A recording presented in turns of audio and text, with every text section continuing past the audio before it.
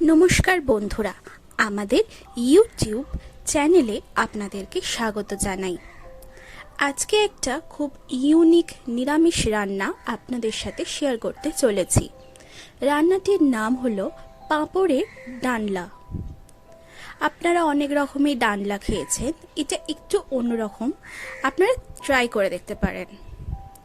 তো দেখা যাক, প্রথমেই আমরা নিয়ে নিলাম এখানে কিছু পাঁপড়।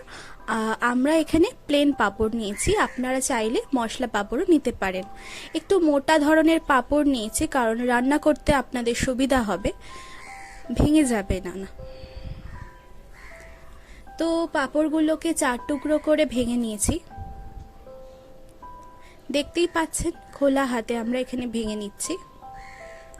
আপনারা চাইলে ছুরি দিয়েও কেটে নিতে পারেন। পাঁপড়গুলো আমাদের এখানে কাটা হয়ে গেছে 4 টুকরো করে।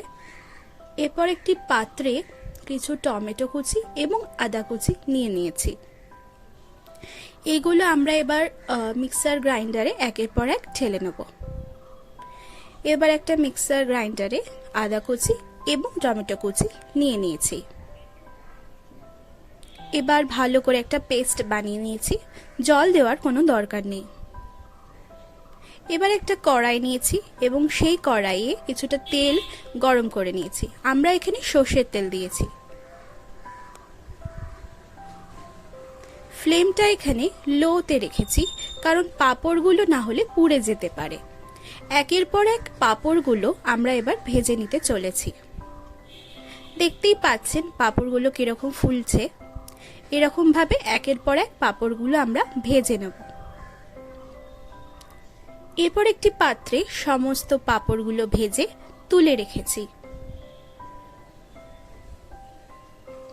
এরপর ওই কড়াইয়ে ওই তেলের মধ্যে কিছু গোটা গরম মশলা দিয়ে দেবো, যেমন তেজপাতা, দারচিনি এবং লবঙ্গ।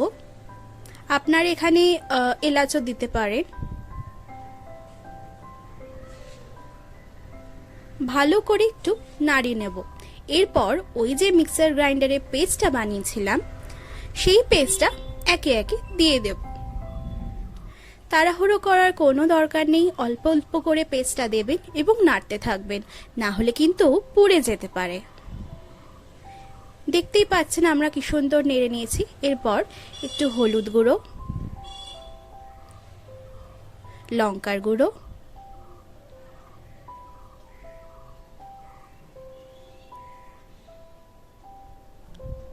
এবং জিরে গুঁড়ো দিয়ে দিলাম। আমরা এখানে 1 চা চামচ করে ইউজ করেছি, আপনারা চাইলে একটু বেশি দিতে পারেন, তবে ঝালটা যেরকম আপনারা খেতে পছন্দ করেন সেরকমই দিতে বলবো।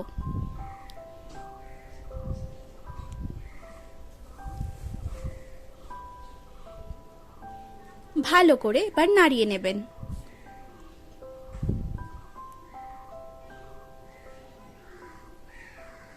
এরপর মশলাটা থেকে দেখুন অল্প অল্প করে তেল বেরোতে শুরু করেছে। এরপর আমরা ভালো করে নাড়িয়ে নেব যাতে তলা না লেগে যায়।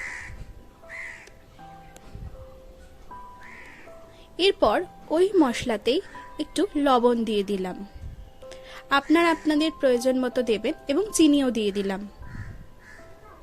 এখানে 1/2 চা চামচ চিনি দিয়েছি কারণ বেশি চিনি দিলে খেতে ভালো লাগে না।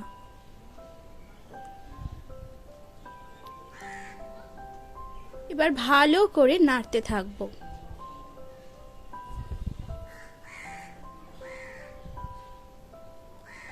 এরপর ওই মিক্সার গ্রাইন্ডারের জল দিয়ে একটু পেস্টটা যেটুকু লেগেছিল সেটা জল দিয়ে ভালো করে চেঁচে দিয়ে দেব।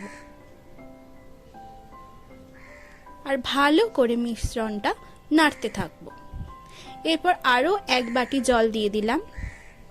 আপনারা যতটা গ্রেভি চাইছেন ঠিক ততটাই জল দেবেন। এরপর ভালো করে নাড়তে থাকলাম। খেয়াল রাখবেন যাতে কড়াইয়ে কোনোভাবেই মশলাটা লেগে না যায়। এরপর একে একে ওই যে ভেজে রাখা পাঁপড় ছিল সেটা দিয়ে দেবো। আস্তে আস্তে দেবেন, তাড়াহুড়ো করার কোনো দরকার নেই। এরপর একে একে পাঁপড়গুলো সমস্ত দিয়ে দিলাম আর নাড়তে থাকলাম। আস্তে আস্তেই নাড়বেন, তাড়াহুড়ো করার কোনো দরকার নেই। এরপর একটু ঘি দিয়ে দেব। আপনারা যদি পছন্দ না করেন নাই দিতে পারেন, কিন্তু একটু নিরামিষ রান্নায় ঘি দিলে খেতেও ভালো লাগে।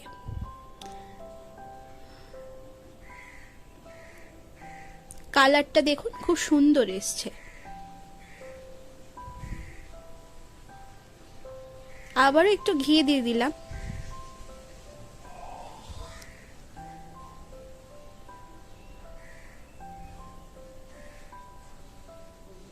এরপর শেষ পাতে, একদম শেষ মুহূর্তে একটুখানি গরম মশলা দিয়ে দিলাম। 1 চামচ এখানে গরম মশলা দিলাম এবং ভালো করে মিশিয়ে নেব। ভালো করে মেশানো হয়ে গেলে দেখছেন তো কি সুন্দর কালারটা এসছে। আমাদের মোটামুটি রান্না শেষ মুহূর্তে। ভালো করে নাড়তে থাকলাম। এই দেখুন আমাদের রান্না অবশেষে শেষ হয়ে গেছে। এরপর এটা আমরা ঢেলে নেব। রান্নাটি দুপুরে ভাতের সাথে খেতে কিন্তু বেশ লাগে। আপনারা ট্রাই করে দেখতে পারেন, বেশ কিন্তু ভালো লাগবে, কথা দিচ্ছি। এরপর রান্নাটি আমরা একটি পাত্রে পরিবেশন করব। দেখুন রান্নাটি কিন্তু হয়ে গেছে।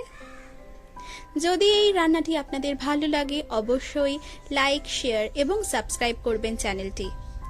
দেখা হচ্ছে পরের রান্নায়। ধন্যবাদ।